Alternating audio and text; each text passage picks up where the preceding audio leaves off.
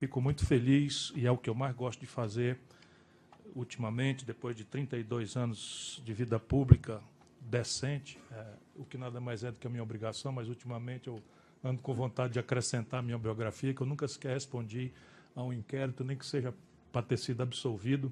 Volto a dizer, nem que seja, nada mais é do que a minha obrigação. Ser lembrado por estudantes, por jovens brasileiros, para refletir sobre o nosso país. E nós precisamos dramaticamente disso. Eu tenho uma vida partidária trágica, mas vou pegar aqui a última, mais recente. Eu ajudei a fundar o PSDB. Eu fui um dos organizadores. E, olha, acredite, era uma ideia maravilhosa, absolutamente generosa, enfim. E nós ganhamos todas. Eu ajudei a fazer o real, criamos um ambiente político de grande consenso no país, elegemos um príncipe acadêmico, cara descendo no Rio, não, eu estou falando da época, né? O cara aqui como é que chama a rua aí? Não, é da rua que tem. Maria Antônia, o cara da Maria Antônia, absolutamente fora de qualquer suspeita, menos na parte de reconhecimento de filhos, que também não é problema meu. Os meus eu reconheço. Isso tem a ver com uma série de questões. Mas, enfim, naquela data... mentira dele. Quem bancou o risco político do real foi Itamar Franco. Ele apenas, na hora que percebeu que ia ser uma coisa importante, ele, como um reles oportunista, pôs-se como candidato, sem ter colaborado em absolutamente nada com o real, porque nós é que montamos a equipe que foi feita. Nós, porque o Tasso Gereissati era o presidente nacional do PSDB, e nós estávamos preparando o Tasso Gereissati para ser o candidato a presidente da República, porque o Fernando Henrique não se elegeria mais sequer deputado federal em São Paulo naquela data. Ele, como inteligente que é, percebeu a oportunidade, traiu o Tasso, pôs-se como candidato e fez uma aliança com o PFL na época, e eu rompi. A partir daí, a minha vida começa a ser um pouco mais sofrida, sem queixas.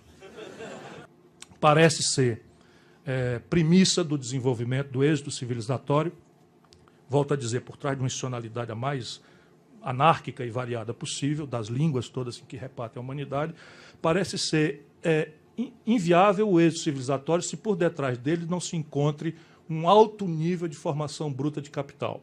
Traduzindo fora do economês, um alto nível de poupança doméstica vinculada ao investimento.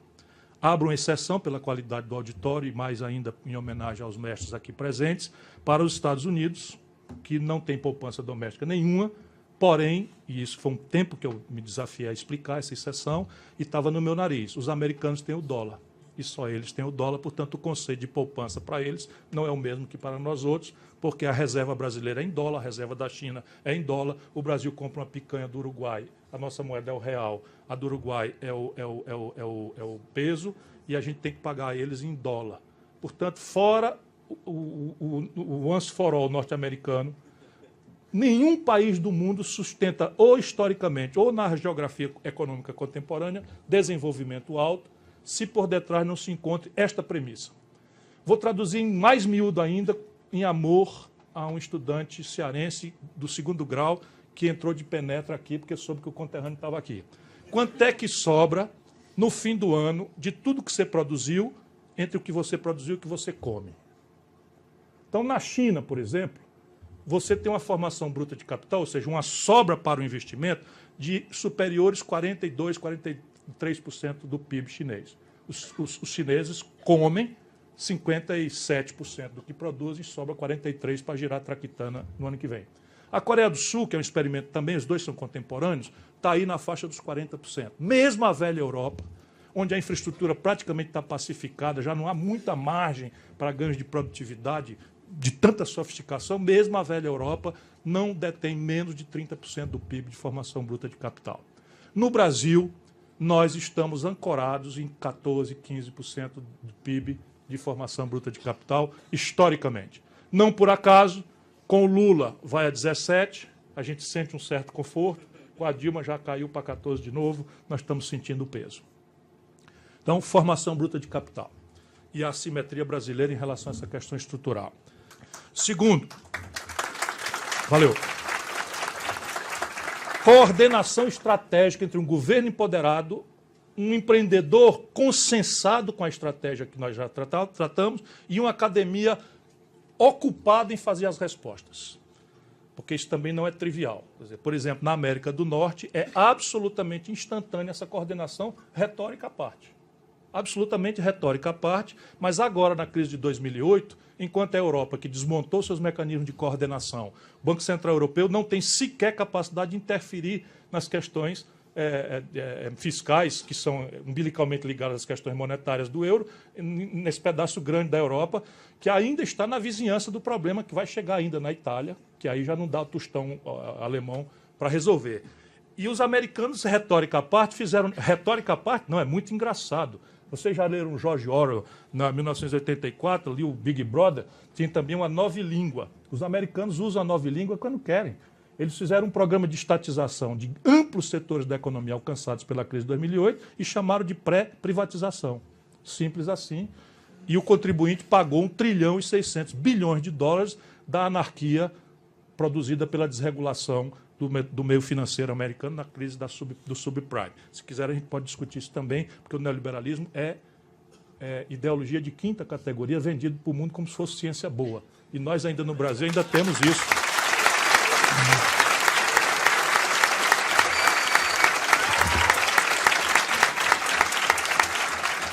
Então, essa coordenação estratégica no Brasil nós perdemos. Perdemos e já tivemos no passado. Não importa, inclusive, volto a dizer a institucionalidade, embora nós somos democratas e amamos a democracia. Mas vamos aqui ainda falando de macroeconomia. Quando acabou a Segunda Guerra Mundial, o Brasil era um país rural, 82% da população moravam no campo, e nós não tínhamos indústria de nada. O rudimento de indústria que o Brasil tinha era uma indústria pioneira de baixo valor agregado em têxteis, o Matarazzo aqui para cima, e aqui para baixo, e o Delmiro Gouveia lá para cima, no Nordeste, e a nossa economia era assentada na monocultura, do café aqui para baixo, da cana-de-açúcar lá para cima, e mais nada. Tem uma crônica de escândalo no governo Epitácio Pessoa, que fez uma importação de enxadas, pás, picaretas e foices para o IFOX, Instituto de Seca, na época de Obras contra a Seca, o DENOX de hoje, e foi um escândalo na época, porque dava enxada para atravessar, mas o Brasil não produzia enxada, nem foice, nem facão, sob o ponto de vista industrial. Tudo esses rudimentos da agricultura básica eram artesanais. É neste cenário, quando acaba a Segunda Guerra Mundial, que o Brasil faz uma coesão e monta um projeto inspirado num conjunto de ideias da CEPAL, que se convencionou chamar entre nós de nacional desenvolvimentismo. Botemos todos os defeitos possíveis, e há muitos graves, mas o mais grave é que ele não é reprodutível. E tem uma turma da esquerda brasileira que parou de ler, que pensa que o nacional desenvolvimentismo, ao modo década de 50, ainda é praticável. Não é. Embora a determinada ferramentaria tem que ser limpa, tirada o mofo, tirada a coisa e trazida de volta para um arranjo inteligente, moderno, pós-moderno, de economia política, de projeto nacional de desenvolvimento para o Brasil. Mas o fato, para não exagerar muito aqui consigo, é que o Brasil saiu do nada e virou a 15ª economia industrial do planeta. Em 3 décadas. Falar em fenômeno chinês, em tigres asiáticos, eles vão passar a gente agora. Mas não passaram ainda. O maior experimento de sofisticação, profundidade e velocidade em desenvolvimento industrial do mundo capitalista é brasileiro. O que já de nós, daí tinha uma lição, nós não temos defeito genético. O que houve é que, né, como sociedade, às vezes há ciclos em que parece, mas não temos não. Né? Pelo contrário. Cultural, primicial do êxito desenvolvimentista, que ainda é a introdução da minha fala, é investimento em gente. Pode ser crônico. As primeiras universidades europeias datam do século XII e do século XIII, como é o caso da Europa. Mas pode ser agudo. Por exemplo, o experimento coreano data de 30 anos. Uma reforma educacional que incrementou a jornada da criança na escola, selecionou currículos mais focados em matemática, porque era a opção deles, e eles resolveram, quando o Brasil já tinha potência para produzir 500 mil veículos por ano, a Coreia mandou uma missão ao Brasil para ver como é que um país periférico faz carro. Não fazia nenhum 35 anos atrás. O Brasil teve uma veleidade eletroeletrônica até a ilusão de uma informática verde e amarela. Aí tivemos isso. Hoje se revela meio aberrante, mas já tivemos essa veleidade, porque a nossa distância entre nós e os americanos, ali pela década de 70, 80, era de 60, no padrão 100, No século XIX era 100, na década de 70 virou 60. Nós estamos quase querendo ir lá. Agora virou 110. Né? Bom, a assimetria aqui tem que ser indicado o investimento em gente e a educação. A escolarização média brasileira, e melhorou muito nos últimos 10, 12 anos, mas a escolarização média brasileira ainda está por metade da escolarização média da Argentina. Eu não estou falando de Cuba, que tem o dobro, quase o triplo da escolarização brasileira. Cuba é mais pobre do que o Ceará. A matrícula de jovens de 18 a 25 anos na universidade no Brasil ainda não chega a 20%. Cuba é 47%. Só para vocês terem uma ideia concreta. Então, o investimento em gente não está decidido no Brasil ainda. Porque não é bem consciente. Você imagina que um idiota que vai para a Avenida Paulista pedir a volta dos militares é um cara que a gente tem que ter tolerância democrática, isso é um doente. Mas tem uma doença. Eu, pelo menos, penso isso. O cara que tem por ídolo intelectual, né, referência artística, como é que ele frota? Isso daí é doente. A gente não pode ter raiva de uma pessoa dessa, tem que achar o cara um caminho para um tratamento. Né, eu penso isso com todo respeito. Eu convivi com a direita muitos anos, convivo com a direita. Eu diria a vocês que eu fui muito amigo, insuspeitadamente, do Roberto Campos, que era um cara absolutamente interessante. Saímos juntos para fazer debate na Inglaterra, não sei aonde e tal. Eu tinha um maior cuidado. E aí agora peguei esses boboquinhas, como é o nome esse que você citou aí? Não, o outro. Esse daí. Né? Esse pode, né? É um negócio de cinema. É um negócio de cinema. Porque o pensamento liberal é muito instigante. Se eu fosse um lord inglês, vendo a emergência competitiva do Oriente, nos terceiros mercados e no mercado europeu, eu poria em debate a discussão da clave do custo do trabalho, do custo do welfare state, sobre a minha competitividade sistêmica. Se eu tivesse 1% de pobres, eu discutiria a questão de políticas sociais compensatórias, mas eu discutiria, né, porque há valores importantes, graves. Isso não é nada de liberalismo econômico, isso é pura ignorância, pura estupidez, pura e simples. Pura e simples. Falta de carinho em casa, é a minha tese. Ou dos pais, se for mais jovem, ou das namoradas. Né? E aí nós vimos para a conjuntura. Na conjuntura, nós temos um problema que é a lógica de impasse do presidencialismo. Nós imitamos os norte-americanos na Constituição de 1891 e replicamos aqui o presidencialismo. E o presidencialismo é, em si mesmo, uma institucionalidade de impasse. Ela, por definição, é de impasse. Por quê? Porque o órgão encarregado da sanidade dos negócios de Estado é o Executivo e o órgão encarregado do desenho institucional, que é premissa sine qua da sanidade institucional dos negócios de Estado, é monopólio de outro órgão. Se esses órgãos, eventualmente, entram em disfunção, o impasse está dado. Isso é por definição. Nos Estados Unidos, nos últimos 10 anos, houve paralisia da administração 3 vezes. 3 vezes. E lá tem 2 atenuantes que no Brasil são o inverso, são agravantes. Primeiro, a institucionalidade em vigor norte-americana, tem estudante de direito aqui também, é muito mais de direito consuetudinário do que positivo. Então, a Suprema Corte os juízes vão julgando e vão adaptando a normativa central, né, tirando aquelas 10, 12, 15 cláusulas da Constituição de 1787, eles vão adaptando o resto. No Brasil, não, aqui é tudo positivado. E positivado de um jeito rígido, que é qual? O Constituinte diz assim, a Constituição é essa aqui, vão lá cumpri-la e não mexam nela, salvo consenso. Isso é preciso a gente ter clareza. Por exemplo, o marinismo de propor eleições gerais agora. Minha querida amiga Marina. Isto é muito charmoso, é bem da Marina. É muito dela. É extremamente charmoso. Mas, Houston, we have a problem. Para ter uma eleição geral agora, se não houver um golpe, uma ruptura, uma coisa, só tem um jeito. Propor emenda à Constituição. Para ela passar, ela tem que passar em 3/5 da Câmara, que é propriedade privada do Eduardo Cunha, que vai, inclusive, votar a favor do emenda para fazer o charme da Marina seguir prosperando entre os jovens incautos do Brasil e os velhos descuidados. Né? Eu já não posso ser nem uma coisa nem outra. Depois de passar por 3/5 em 2 sessões na Câmara, tem que passar por 3/5 em 2 sessões no Senado, presidido pelo Renan Calheiros. Isso desconstituiria o mandato de 27 governadores e mais 27 vezes Y deputados estaduais. E prefeitos, que esse ano até não seria tão grave, porque tem eleição para eles esse ano. Sabe quando é que isso passa no Brasil? Nunca. Nenhuma chance. Portanto, é um assinte a gente pôr isso em discussão, explorando essa angústia do nosso povo com a situação de golpe que nós estamos vivenciando. Pura e simplesmente, nós temos um problema. Então, na lógica de impasse, nos americanos, eles têm a atenuante da sua institucionalidade ser pacificada depois de uma guerra e de ser uma institucionalidade consuetudinária. E o outro e mais interessante atenuante da lógica de impasse é que eles têm uma ultrafederação. Então a Califórnia tem uma opinião mais arejada, a questão do aborto está resolvida.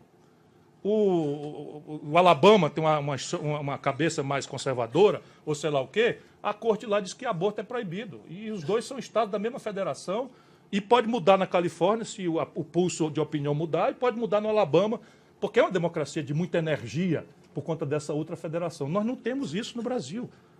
Praticamente todo o nosso temário central está sob contestação. Eu não conheço, e estou aceitando voluntários para me contestar, quem defende o sistema tributário brasileiro hoje. Né? Mas nós temos aqui uma contradição final para explicar a lógica de impasse do presidencialismo. É que a institucionalidade em vigor gera a representação que temos. E a representação que temos detém o monopólio de transformar a institucionalidade que lhe deu origem. Vou repetir, que é tão simples que é contundente. A institucionalidade em vigor gera a representação que temos. E esta detém o monopólio de alterar essa institucionalidade. Então eu pergunto, por que essa institucionalidade, essa representação, vai mudar a institucionalidade que lhe deu origem? Vamos lá, na estrutura. A formação bruta de capital de um país não é consequência fatalista das forças do acaso. Não é consequência do espontaneísmo individualista, do entrechoque concorrencial competitivo, como o mito neoliberal anuncia. A formação bruta de capital, ou a taxa de formação bruta de poupança doméstica de um país, é consequência de arranjos institucionais que a política, só ela, faz ou deixa de fazer. Faz bem feito ou faz mal feito. Faz com pressa ou faz com lentidão. No caso brasileiro, está flagrante, na minha opinião, para a discussão, o que é que nós precisamos fazer. Nós precisamos consertar a equação do financiamento do Estado brasileiro pelos dois ângulos, pelo ângulo da receita e pelo ângulo da despesa. Portanto, a esquerda brasileira vai ter que ler, vai ter que voltar a ler agora que nós vamos para a oposição, se não tivermos o milagre de salvarmos o Brasil desse golpe, nós vamos para a oposição. E a população agora vai sofrer o pão que o diabo amassou, porque o consenso desconstitutivo da Dilma se dissolve no dia seguinte que ela perdeu o mandato. O eleitor frustrado do Aécio não se verá representado. Quem está preocupado com a crise econômica, aperte o cinto, que a coisa vai piorar, e é muito, não é pouco não, e na direção do povo mais pobre do Brasil. E quem está preocupado com a decência no Brasil, durma com um barulho desse, que o vice-presidente da República, que assume em junho, é o Eduardo Cunha. Assume a presidência da República, porque tem o compromisso de abertura das Nações Unidas, e o Brasil, por tradição da Assembleia de 48, é quem abre a coisa. E o Michel Temer, na sua vaidade de safado, não vai deixar... não devia rir, não. Isso é um salafrário dos grandes. Conspirador, filho da puta.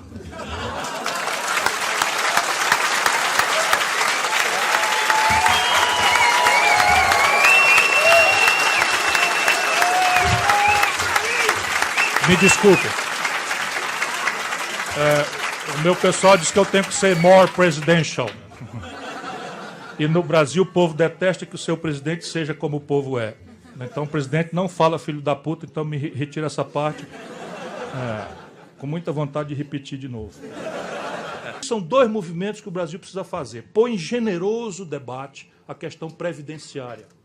Não porque a gente aceite passivamente que há um desequilíbrio na Previdência, mas porque a gente olha historicamente e a gente gosta de estudar números. Então, não pode um país que faz o que faz cortar benefício de ninguém, se a gente continua fazendo o que está fazendo. Mas vamos refrasear o problema e perguntar ao povo brasileiro: você prefere deixar para os seus filhos uma poupança ou uma dívida? Eu já fiz essa pergunta com institutos de pesquisa, dá 80% da população tem a cultura de deixar para o filho poupança e não dívida. Portanto, nós temos que colocar este tema da Previdência neste ângulo.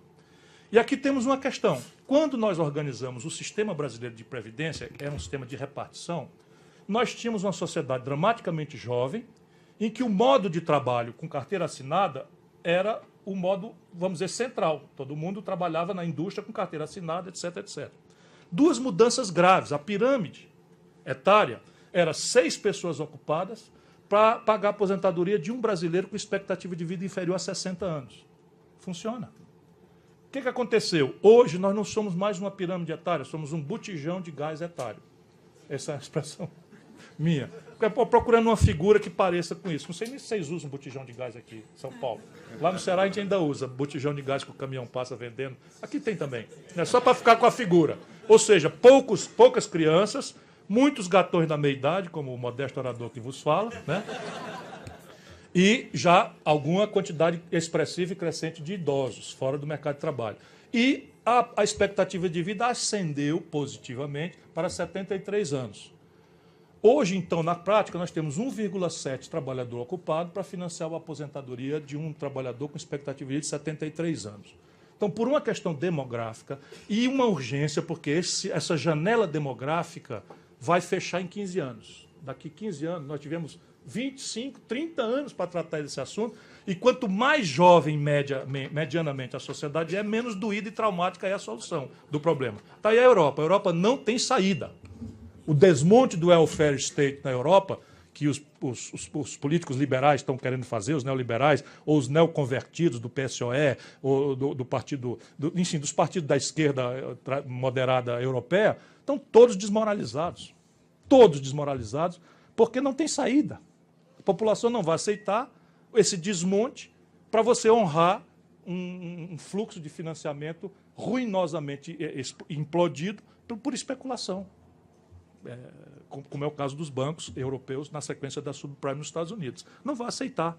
E aí os palácios na Europa viraram usina de destruição de liderança. Salva-se a Alemanha por atipias bastante especiais. E, de novo, importa nada a retórica alemã, a Alemanha fez duas coisas absolutamente na oposição à retórica dominante.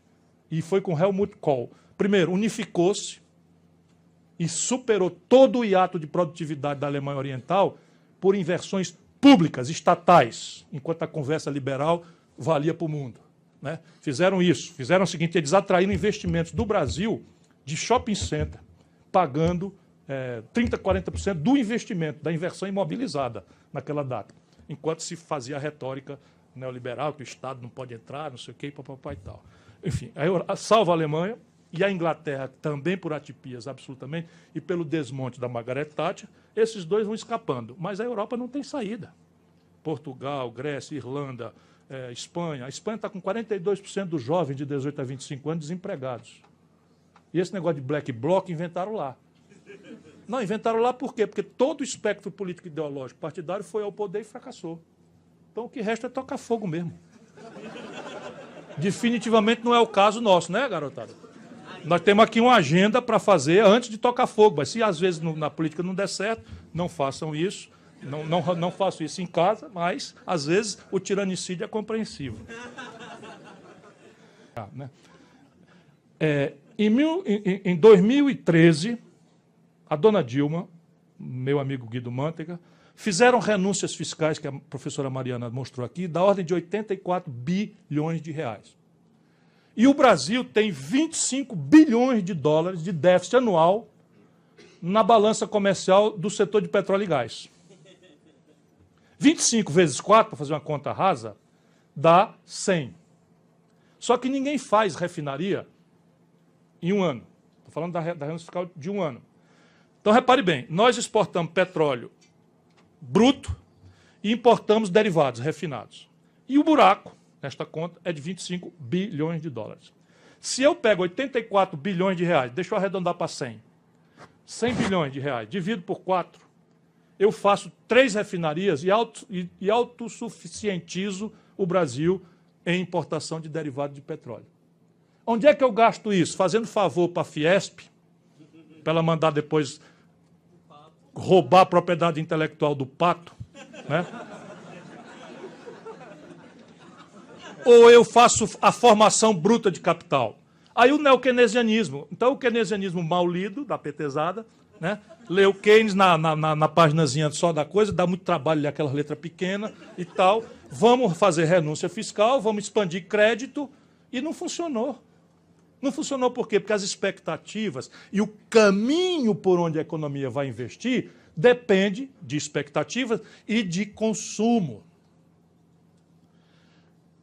Se eu faço esta inversão, em vez de renúncia fiscal, eu vou para os pontos, e a Mariana brilhantemente já tinha pontuado, a importância relativa de petróleo e gás na cadeia produtiva do investimento brasileiro, nós tínhamos ido por uma contraciclo estrutural, que ia ter efeito estrutural também no balanço de pagamentos do país. Por onde, então, vamos caminhar essa coordenação estratégica? É preciso ser lúcido.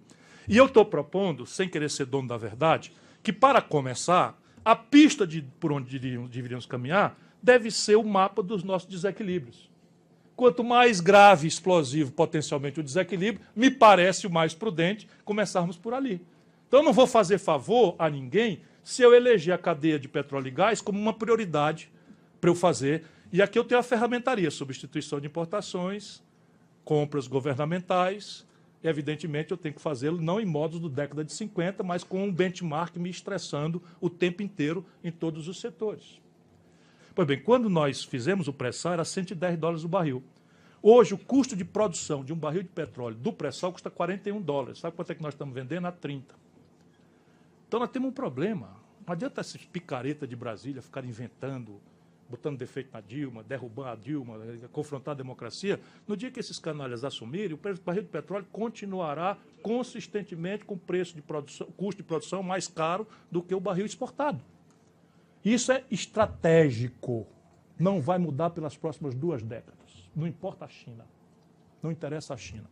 É o conjunto do mundo que não vai sair dessa crise, porque perdeu os mecanismos de coordenação estratégica com que se saiu da depressão de 29, com que se saiu no pós-guerra, no Plano Marshall, na reconstrução da Europa, na reconstrução do Japão, na CEPAL, com o Nacional Desenvolvimentismo na América Latina. Todos esses mecanismos foram desmoralizados ideologicamente e a política se desacelerou ou está desmoralizada como um ajuntamento de safados e pilantras, como, infelizmente, a nossa grande mídia nepotista ensina todo dia ao nosso povo. Não tem exceção, é todo mundo junto, igual na ladroeira.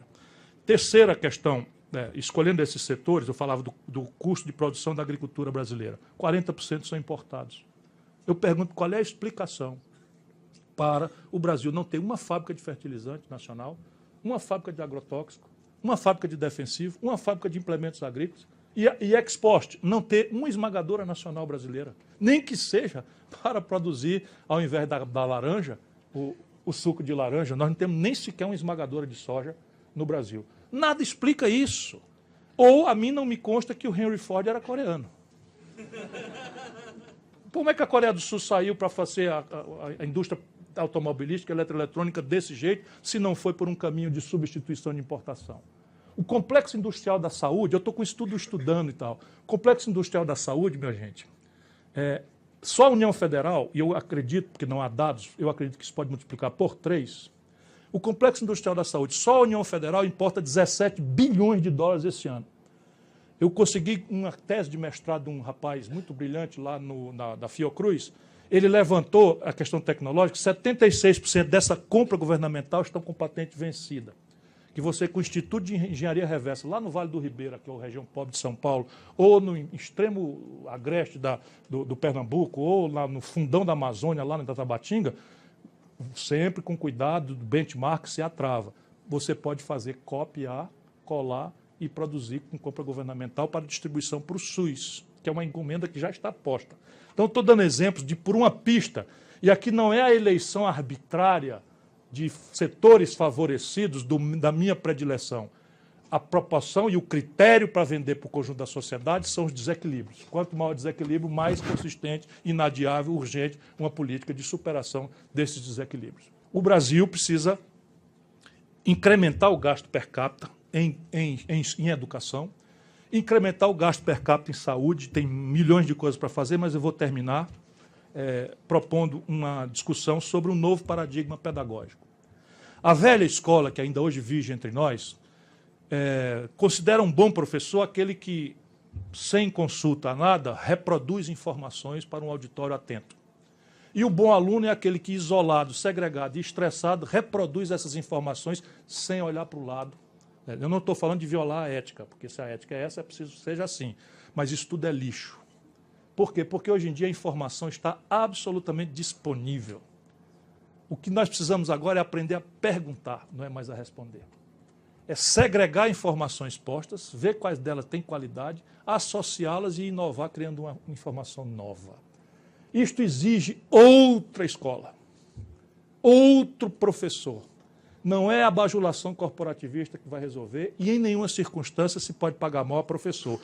O impasse no Brasil não é assim só pelo presidencialismo.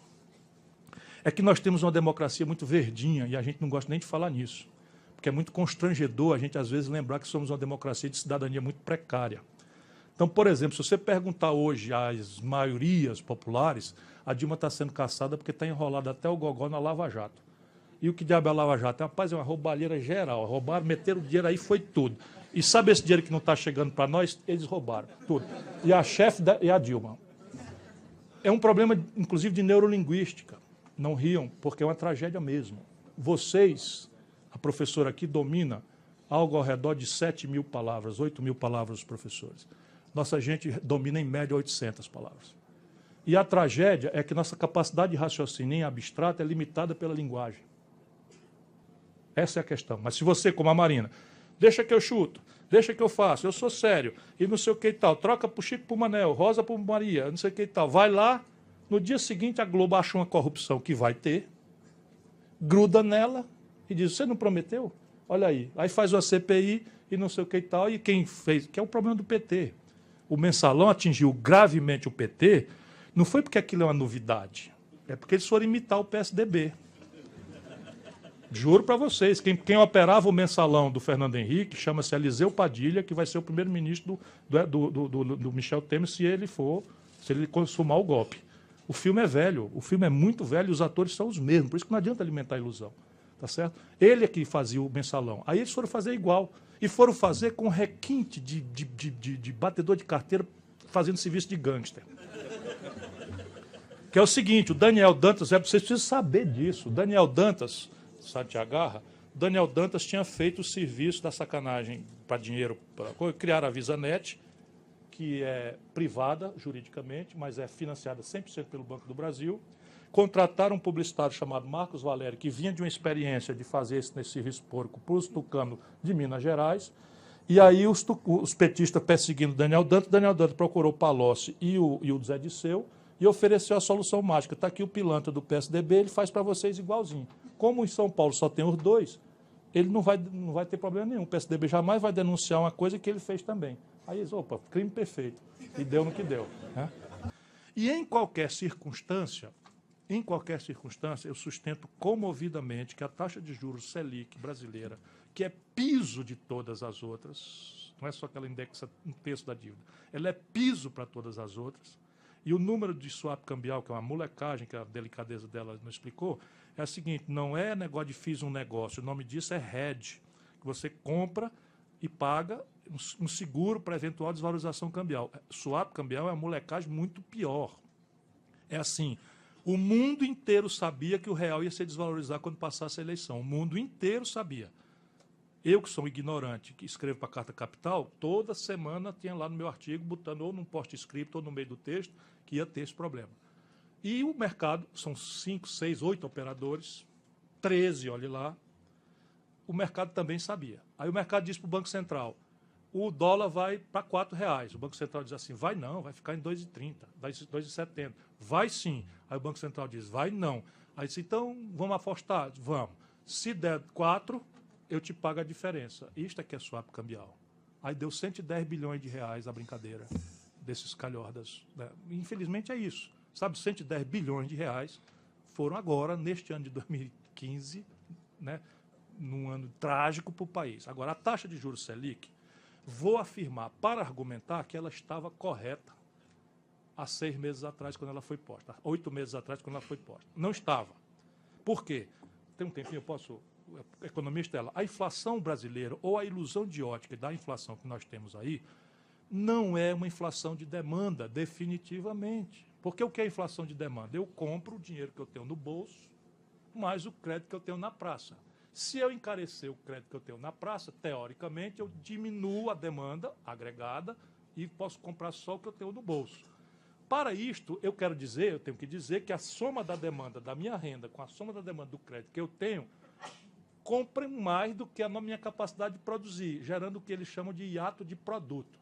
Ora, ninguém sabe fora do livro o que é hiato de produto, a não ser eu, que fui ministro da Fazenda. O real deu 0 de inflação em julho e deu 3% de inflação em agosto. Por quê? Porque, como a inflação era um tributo muito pesado, imediatamente a população acha que aquilo é só para ganhar eleição, vai todo mundo ao mercado. Então, nós estamos trabalhando a 3 turnos, com 100% de capacidade instalada, ocupados, e ainda assim haja desabastecimento em várias coisas. E isto é hiato de produto. Neste momento, o Brasil está com 34% da sua capacidade de produção parados. Então, nós não temos hiato de produto, não tem inflação de demanda a justificar. Essa é inflação de custo. Por quê? Porque a nossa economia é extremamente sensível ao câmbio. Diretamente, porque nós não temos política industrial de comércio exterior, e aí compramos 80% da química fina do nosso remédio do estrangeiro. Se eu comprava 1 quilo de acetil salicílico para fazer melhoral, né? Para fazer melhoral novo, hein? Para fazer uma cibalena, né? Se eu compro uma tonelada a R$ 2,40, eu agora compro a R$ 4,00 por dólar, mesmo que ela custe $1 só, o preço do remédio vai subir.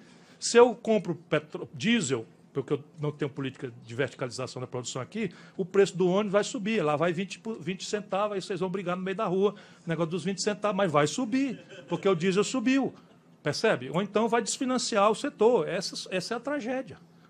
E aí nós temos uma falsa inflação, que na verdade é uma mudança de patamar de preços relativos, once and for all, que eles resolveram enfrentar como se... Isso é mentira, Eles resolveram aumentar o cupom dos bancos, só isso.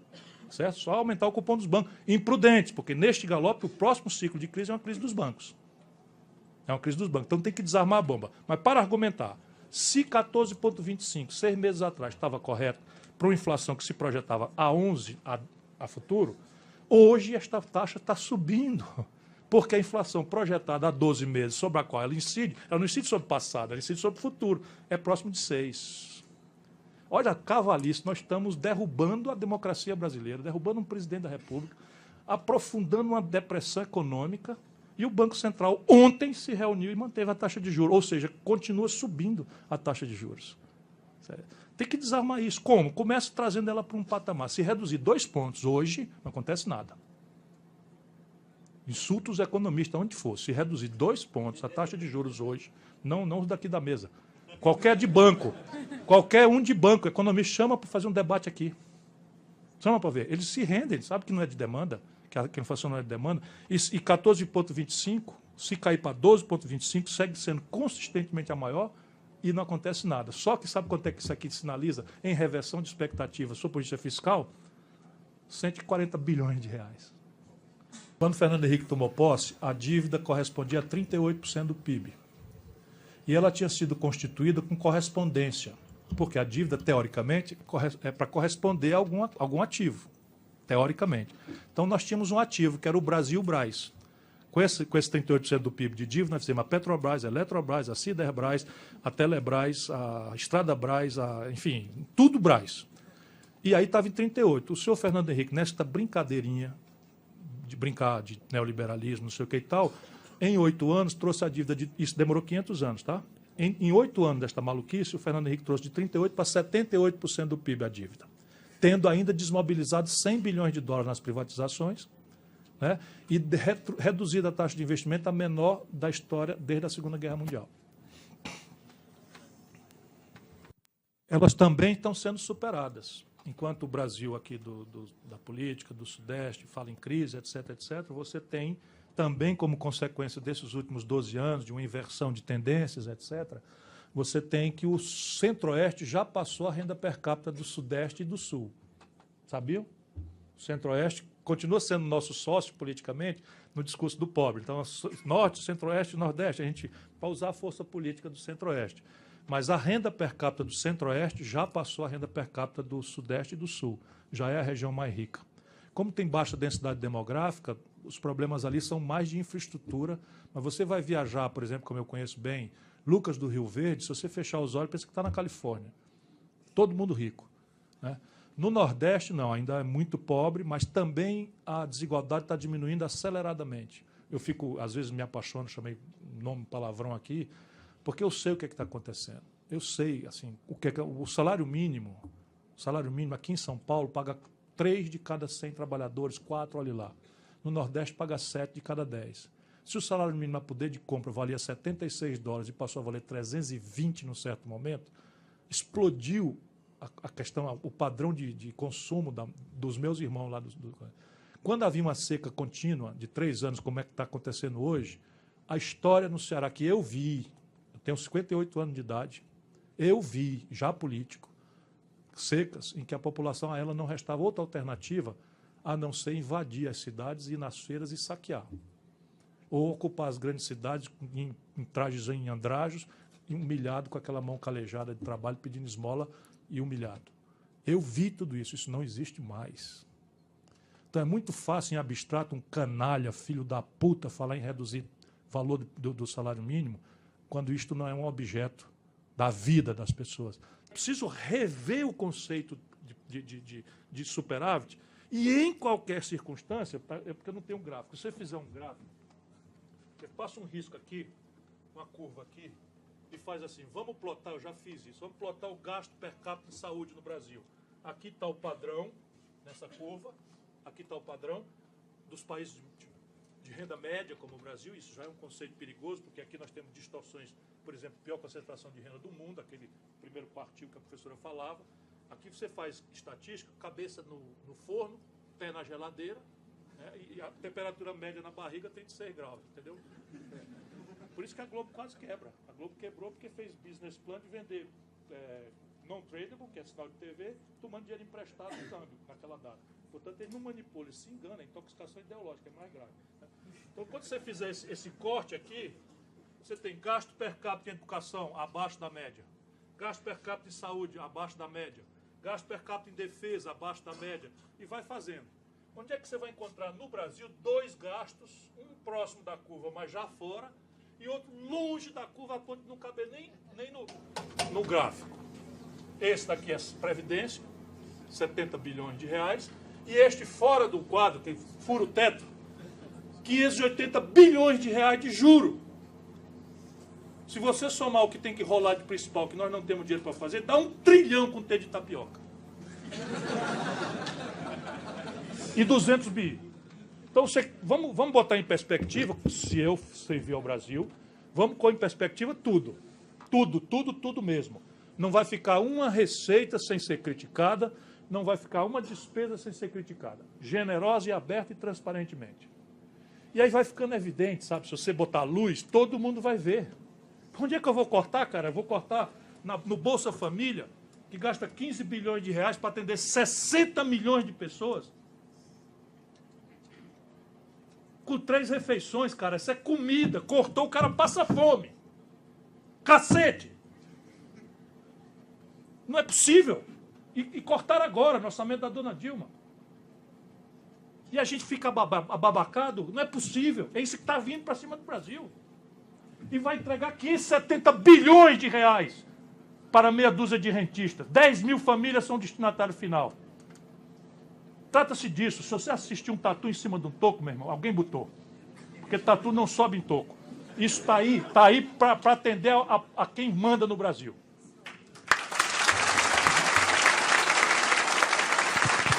Como o senhor imagina um possível governo Temer? Olha, eu nem sequer consigo rir, porque o que eu estou vendo é um itinerário de insensatez que está levando o Brasil para uma tragédia das grandes, não é das pequenas. E pior, eu temo, não estou afirmando que vai acontecer, eu temo pela introdução da violência nos nossos costumes e temo pela instabilidade dos próximos governos nos próximos 10 ou 15 ou 20 anos. Vou lutar muito até o fim para que isso não aconteça. Por quê? Porque eu não sou um neutro observador da cena nacional e pouco importa para mim as consequências do meu gesto. Como eu estou convencido disto, eu acho que a história será absolutamente implacável com quem se omitiu ou tomou esse bonde.